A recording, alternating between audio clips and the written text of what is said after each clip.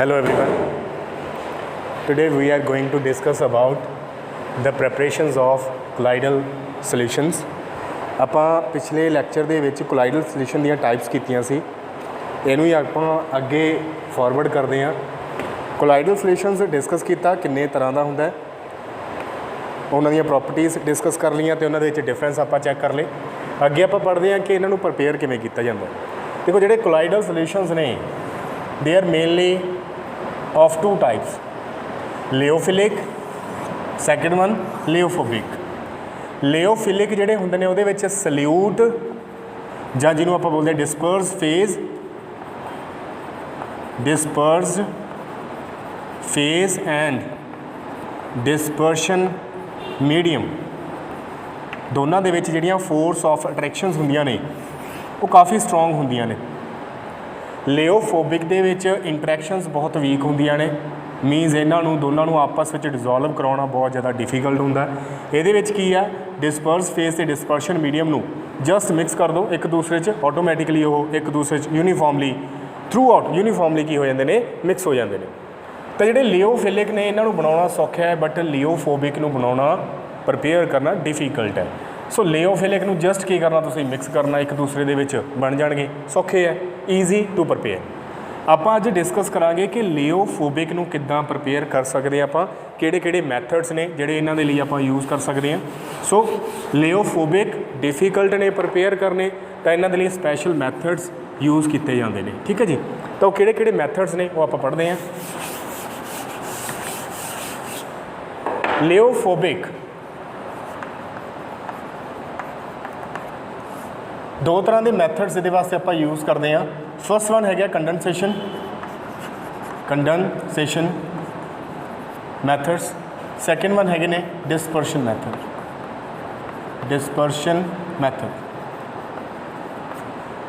ਕੰਡੈਂਸੇਸ਼ਨ ਕਰਕੇ ਜਾਂ dispersion method use ਕਰਕੇ ਆਪਾਂ ਇਹਨਾਂ ਨੂੰ ਪ੍ਰਪੇਅਰ ਕਰ ਸਕਦੇ ਹਾਂ। ਕੰਡੈਂਸੇਸ਼ਨ ਦੇ ਵਿੱਚ ਅੱਗੇ ਕਿਹੜੇ ਪ੍ਰੋਸੈਸਿਸ ਆਪਾਂ ਯੂਜ਼ ਕਰਾਂਗੇ ਉਹ ਦੇਖਦੇ ਹਾਂ ਆਪਾਂ।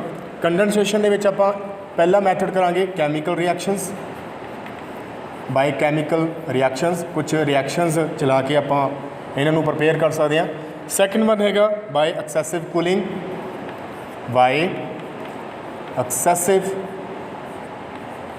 ਕੂਲਿੰਗ,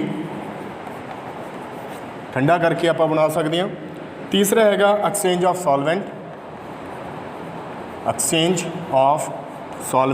ਸੋਲਵੈਂਟ ਨੂੰ ਐਕਸਚੇਂਜ ਕਰਕੇ ਆਪਾਂ ਬਣਾ ਸਕਦੇ ਹਾਂ। ਫੋਰਥ ਹੈਗੇ ਨੇ exchange of physical state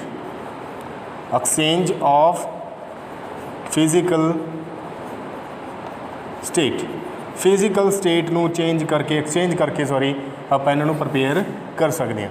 dispersion method ਦੇ ਵਿੱਚ ਆਪਣੇ ਕੋਲੇ ਆ ਗਏ ਆ mechanical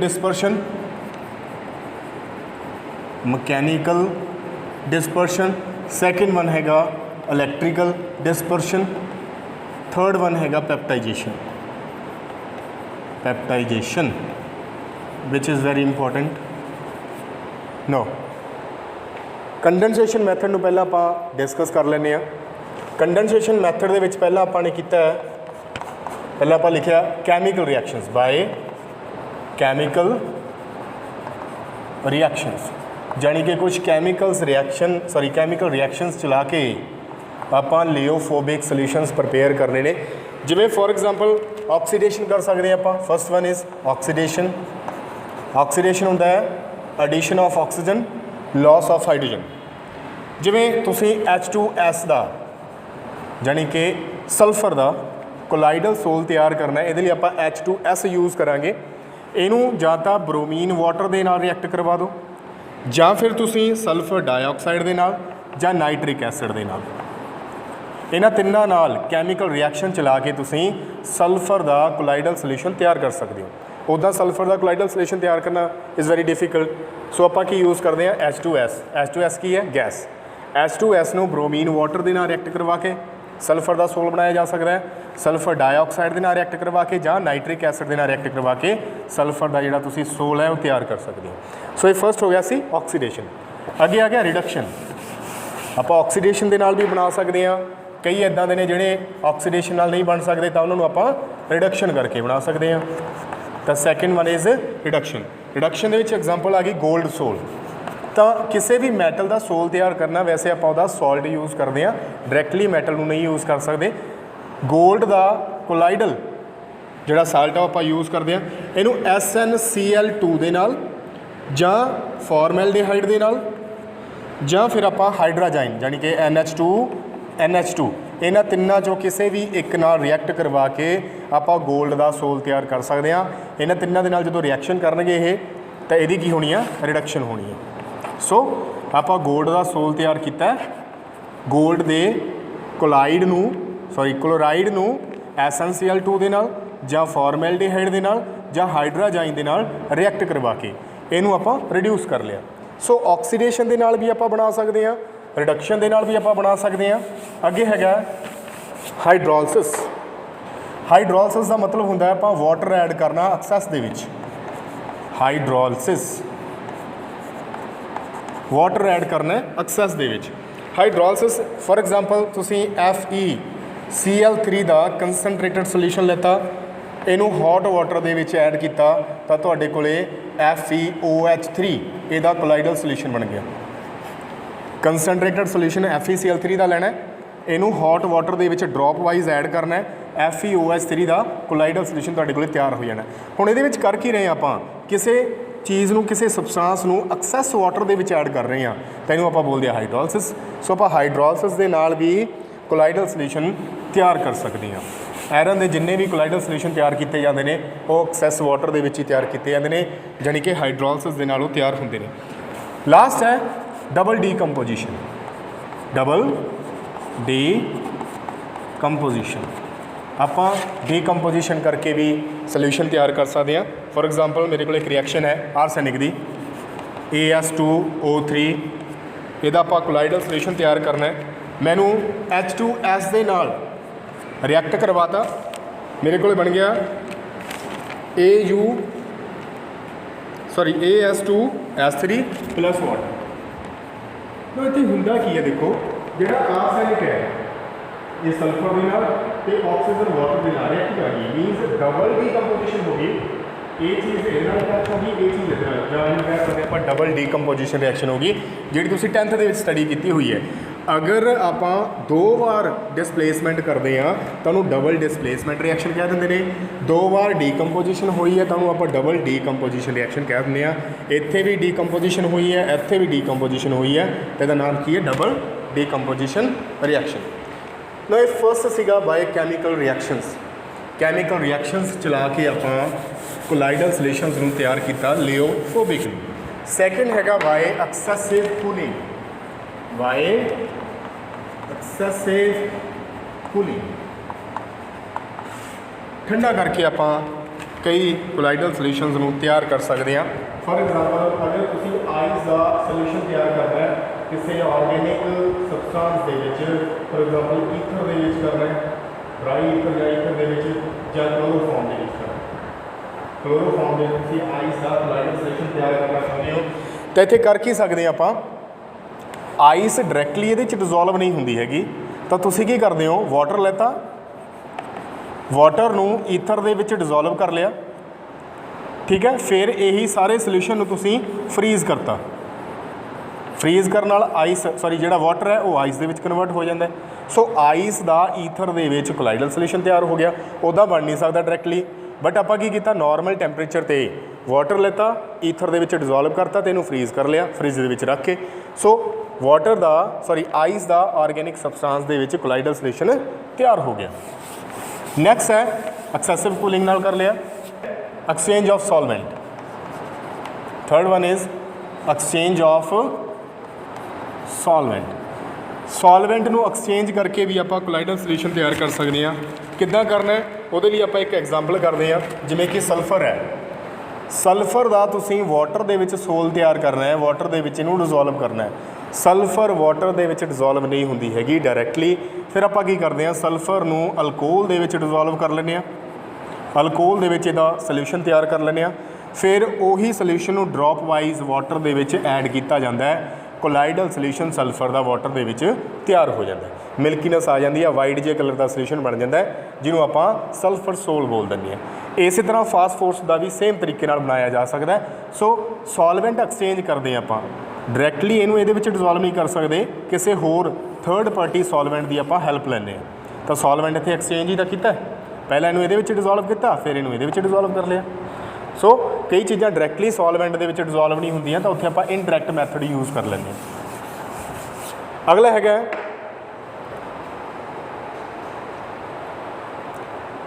exchange of physical state. Fourth, exchange of physical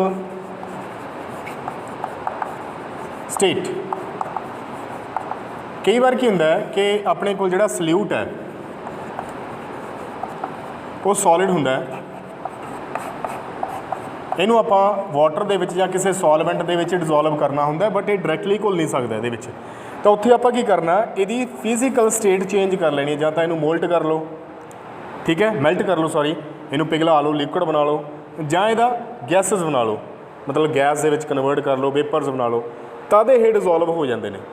जानी कि आप फिजिकल स्टेट चेंज करके डिस्पर्स फेज की इनू किसी पर्टिकुलर डिस्पर्शन मीडियम के डिजोल्व कर सकते हैं। ये एग्जाम्पल आप कर लें, जे फॉर एग्जाम्पल तुहाडे कोले मरकरी है ਜਾਂ सल्फर है। मरकरी लिक्विड स्टेट के प्रेजेंट होंदा रूम टैंपरेचर के उपर, जिहड़ा सल्फर है रूम टैंपरेचर ते सॉलिड फॉर्म च होंदा। अगर इन्हां दा आपां सैपरेटली वाटर दे विच सल्यूशन तैयार करना होवे तो डायरैक्ट तैयार नहीं हो सकता, क्योंकि ना तो मरकरी वाटर दे विच डिजोल्व होंदी है, नहीं सल्फर होंदी आपां हुणी कि तो मरकरी नूं आपां जां सल्फर नूं आपां वेपोराइज करदे हैं, इहदे वेपर्स बनाउणे आ। नीचे ठंडा पानी हुंदा, इहदे उपरों वेपर्स पास करते हैं तो कंडेंस होके वाटर दे विच डिजोल्व हो जाते हैं। मीनस मरकरी जां सल्फर के वेपर्स बना लो, उहनूं ठंडे पानी के उपर जो लगाओगे तो वह वाटर दे विच डिजोल्व हो जाएंगे। तो ऐदा करके तो तैयार कर सकते हैं, बट डायरैक्ट तैयार नहीं कर सकते। सो मरकरी ते सल्फर का सोल ऐदा तैयार किया जाता है by change of physical state. तो ये अपना फर्स्ट पार्ट हो गया सारा। आप सैकेंड पार्ट करते हैं। हुण सैकेंड पार्ट दे विच की है dispersion method. Dispersion method they which की है, पहला आप करते हैं mechanical dispersion method. Mechanical dispersion, mechanical dispersion जिहड़ा फर्स्ट मैथड यूज़ किया सी कंडेंसेशन मैथड, उहदे विच आपां ने की कीता सी कि जिहड़े पार्टिकल सीगे उन्हां नूं ब्रेक डाउन कीता सी, सॉरी पार्टिकल्स नूं कंडेंस कीता सी, जोड़िया सी आपस विच, एडिशन हुई सी। पार्टिकल्स नूं आपस विच की कीता सी आपां ने जोड़िया सी। 1 नैनोमीटर तो उन्होंने साइज़ घट होंदा तो उन्होंने आप जोड़ लैंदे आ, प्रेसीपेट बना लैंदे आ। डिस्पर्शन मैथड दे विच आपां ने की करना है, उहदा उल्ट करना है। अपने कोले पार्टिकल साइज़ बहुत वड्डा है सबसटांस का, उन्होंने आप ब्रेक डाउन करना है तो 1 नैनोमीटर तो 1000 नैनोमीटर के इंटरमीडिएट लैके आना है, तो वो आप डिस्पर्शन मैथड यूज़ करते हैं। ये पहला हैगा मकैनिकल डिस्पर्शन। मकैनिकल डिस्पर्शन कर सकते हैं, जिद्दां कणक नूं आपां पीस के आटा बनाउने आ, सेम वे नाल अपने कोल एक मकैनिकल मिल लगी होंदी है। अगर ये इधर नूं रिवॉल्व करती है तो ये इधर नूं रिवॉल्व करेगी। दोनों प्लेट्स होंदियां ने एक दूसरे के उपर रिवॉल्व करदियां ने। उपरों आपां सल्यूशन ऐड करते हैं जिहदा पार्टिकल साइज़ 1000 नैनोमीटर तो ज़्यादा हुंदा है, जदों ये पीसिया जाता तो 1000 नैनोमीटर तो घट जाता है। तो इहनूं बोलते हैं मकैनिकल डिस्पर्शन मैथड। यानी कि आपां कोई सस्पेंशन सल्यूशन उपरों पाया, पीसिया गया, कोलाइडल रेंज के आ गया तो कोलाइडल सल्यूशन अपना तैयार हो गया। कोई भी इंक है, किसी भी तरह की पेंट के पार्टिकल्स ने, तो ऐदा ही तैयार किए जाते हैं। पेंट ऐदा तैयार की जाती है क्योंकि पेंट के जिहड़े कलर्ड पार्टिकल्स होंदे ने उन्हां दा साइज़ 1 नैनोमीटर तो 1000 नैनोमीटर तो ज़्यादा होंदा है, पर उन्होंने पीस के 1000 नैनोमीटर तो घट किया जा सकता है। ठीक है, अगर 1000 तो ज़्यादा होगा तो पेंट किसी काम की भी नहीं होंदी। ठीक है जी, तो मकैनिकल डिस्पर्शन कर सकते हैं। दूसरा हैगा इलैक्ट्रिकल डिस्पर्शन, बहुत ही इंपॉर्टेंट है electrical dispersion method. Electrical dispersion, electrical dispersion दे विच की है, जनरली जिमें प्लाटीनम हो गया ਜਾਂ गोल्ड हो गया, इन्हां लई ये यूज़ किया जाता है। तुसीं की करना, एक बीकर लेता, बीकर दे विच वाटर लेना है, ठीक है, ਇਹਦੇ ਵਿੱਚ ਜਿਹੜੇ ਵੀ ਪਾਣੀ ਦੇ ਵਿੱਚ ਜਾਣੀ ਕਿ ਜਿਹੜੇ ਵੀ ਸਲਿਊਡ ਦਾ ਤੁਸੀਂ ਕੋਲਾਈਡਲ ਸੋਲੂਸ਼ਨ ਤਿਆਰ ਕਰਨਾ ਚਾਹੁੰਦੇ ਹੋ ਉਹਨੂੰ ਸੋਲਿਡ ਫਾਰਮ ਦੇ ਵਿੱਚ ਲੈ ਕੇ ਉਹਦੀਆਂ ਦੋ ਰੋਡਸ ਬਣਾ ਲੈਣੀਆਂ ਨੇ। ਇੱਕ ਰੋਡ ਨੂੰ ਬੈਟਰੀ ਦੇ ਪੋਜ਼ਿਟਿਵ ਨਾਲ ਜੋੜ ਦਿਓ, ਇੱਕ ਨੂੰ ਨੈਗੇਟਿਵ ਨਾਲ ਜੋੜ ਦਿਓ। ਇਸ ਵਾਰ ਦੋਨੇ ਰੋਡਸ ਨੂੰ ਇੱਕ ਦੂਸਰੇ ਦੇ ਉੱਪਰ ਘਸਾ ਕੇ ਸਪਾਰਕਿੰਗ ਪ੍ਰੋਡਿਊਸ ਕਰੋ। ਸਪਾਰਕਿੰਗ ਦਾ ਕਰਕੇ ਕੀ ਹੋਊਗੀ, ਹੀਟਿੰਗ ਇਫੈਕਟ ਹੋਊਗਾ।